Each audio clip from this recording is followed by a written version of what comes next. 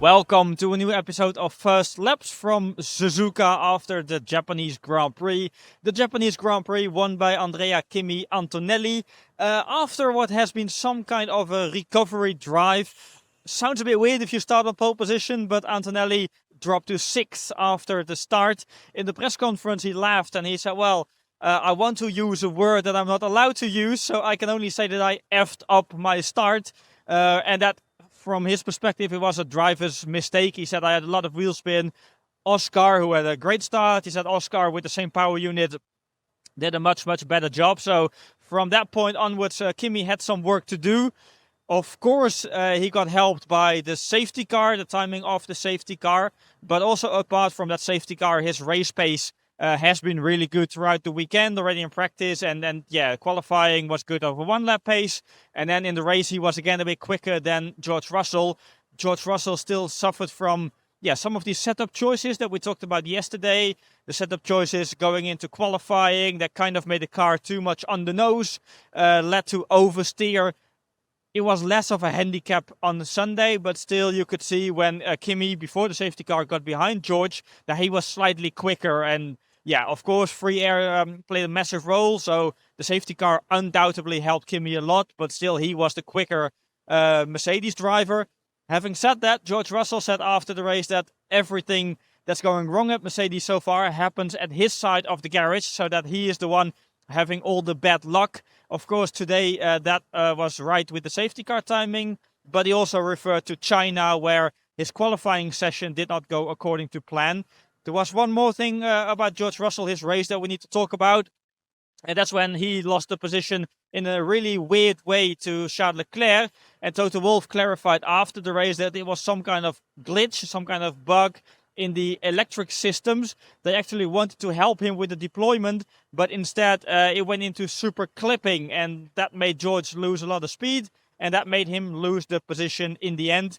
Kimi Antonelli's second win in a row. He's actually the youngest F1 driver to get to 2 race wins, so that's at least something.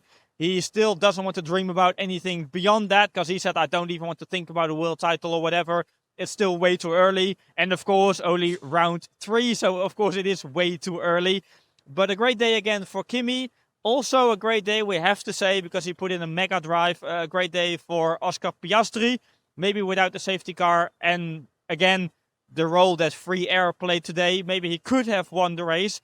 But Oscar, once he can make the start, and today was actually the first Sunday of the year that he could, then he showed what he's capable of. Really good performance from his side. But also a sign of the McLaren progress. They do understand the power unit more and more. After the race, we talked to some people in the team, and they said, well, in terms of PU understanding, we basically feel we are at 90% now compared to the Mercedes factory team. They said China, it was something like 75. Now it's on 90, and that gives us a platform, basically to build on. Having said all of this, Andrea Stella was still a little bit cautious, and he said today maybe we looked a little bit better than what we really are, and there were 2 factors behind it. The first one is the new tarmac here in Suzuka. He said that kind of got rid of some graining, and that masked some of the downforce that we lack compared to Mercedes. So that's one element of it. The second one is that he said it was some kind of a hybrid race. Of course, hybrid with the regulations, but he meant something else. Hybrid in the sense that it was a mix between the yo-yo racing that we know in 2026, but still a race in which track position and having the clean air played a big role. So it was not just like the yo-yo racing in Melbourne. It was slightly different. And he said, well, we had no track position in the first stint, and that also helped Oscar to stay ahead. So yes, McLaren is getting there. Yes, McLaren is making significant steps, but they are still not fully where they want to be. And they think that today they looked a bit better than what they really are. Also, in terms of racing, it's still not what all drivers want to see. And that was most clear when speaking to Lando Norris and Max Verstappen in the media pen after the race. Lando Norris gave a really detailed example of why he felt, and that was his quote, at the mercy of the power unit.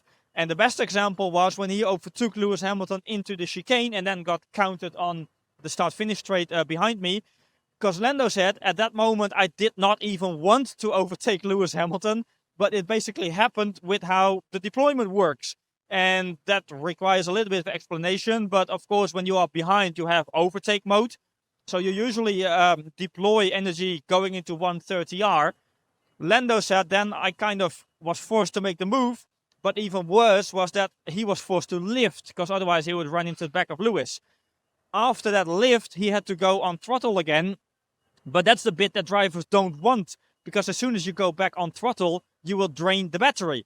But after that lift, he was kind of forced to lift. He was also forced to go back on throttle. So Lando, as a driver, basically had no choice. He had to follow what the power unit required.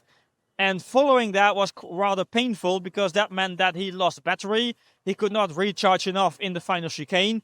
And that made it impossible to defend on the main straight. So basically, you are forced to make an overtake where you don't want to do it. Then you run out of battery and you're unable to defend on the next straight. And that's what Lando said. It's not racing. And that was kind of echoed by Max Verstappen. Of course, we all know Max's opinion about the regulations.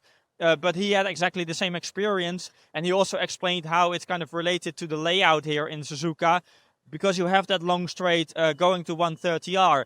You have to deploy energy there. But after that, it's impossible to fully recharge, because you only have the chicane with the heavy braking zone to do the recharging. And the other option you have is the super clipping into 130R, which immediately explains all the painful onboard footage with basically drivers losing 50 or 60 kilometers per hour while still being flat out. But with that, basically it's impossible to recharge. So then you are still vulnerable at start-finish line. So not all drivers happy. One thing we have to say is that the FIA will look at all these aspects in the April break. The initial idea was to mainly look at qualifying, so to fix qualifying, and consensus was that the racing itself is quite okay. But that picture has changed a little bit based on what happened today, and that brings us to the main story of the day. And the main story of the day is, of course, the massive crash that we have seen for Oliver Bearman.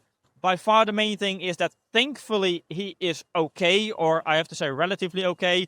Of course, bruises, not feeling completely well, but they've made the scans and at least no fractures, and that's the main thing. Oliver Bearman also put out a statement by now saying that he is feeling relatively fine. That's by far the main thing, but it does raise a lot of questions about safety under these new regulations, more specifically about the massive closing speeds. The FIA said that the difference was 45 kilometers an hour between Bearman and Colapinto. If you look at some of the onboard, it maybe looked even a bit more than that. The FIA clarified that at that time, Franco Colapinto was not super clipping. He just ran out of energy, basically. And or even that, without super clipping, can lead to massive closing speeds. If one car is deploying, the other one runs out of energy, then you can end up in situations that we've seen today. And that exactly is a situation that a lot of drivers already warned the FIA for since winter testing. The first one to do so was McLaren team principal Andrea Stella. He mentioned it in Bahrain. He said, well, I have 3 or 4 points that can be improved. And this is a really important one because this is a safety issue. Nothing happened since then, but basically today we saw how important that is. Some of the drivers, including Carlos Sainz, were quite outspoken in the media pen. Max Verstappen also, because he said, yeah, this is what you get. One runs out of power. The other one uses the mushroom from Mario Kart. And then you get what we've seen today. And Max said, above all, I hope that now, based on safety grounds, we can make some changes.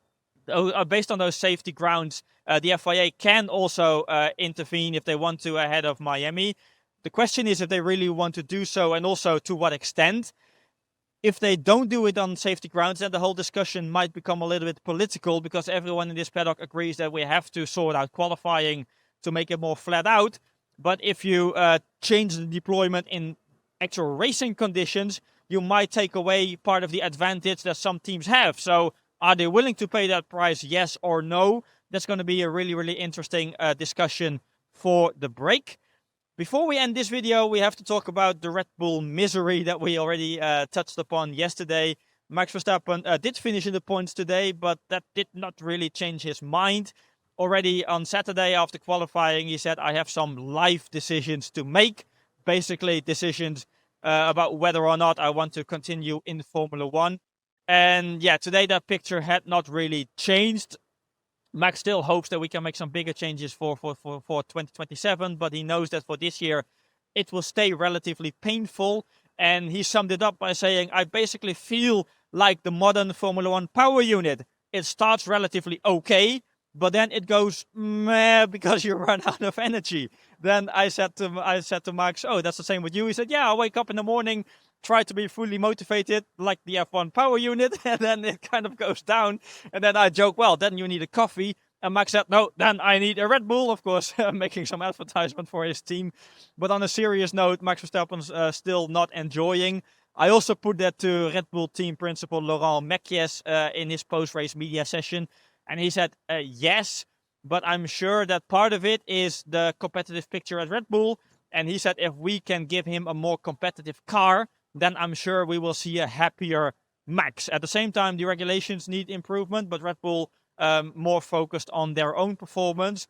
And that's really needed because Isaac Hadjar said after the race that today the car was so difficult to drive that it was actually dangerous. The good news is they have the break coming up now ahead of the Miami Grand Prix. But then the main thing is, do they understand the root cause of the issues? The driver said yesterday, well, at the moment the answer is no. When I put that to Laurent Mekies to say, well, given what they said, how confident are you that you can actually use the brake to make some good progress? And he said, I'm still confident about that because now we have time to look at the data. We have time to correlate all the numbers. He said, it's not a magic fix. We will for sure not be very competitive in Miami, like not compared to Mercedes, because he still estimates that the deficit is a full second a lap. But he is confident that Red Bull can make progress ahead of Miami. We need to wait and see, and we will of course judge that in Miami. Then we'll be back with new episodes of First Laps. So hope to see you again then. And for now, thanks a lot for watching.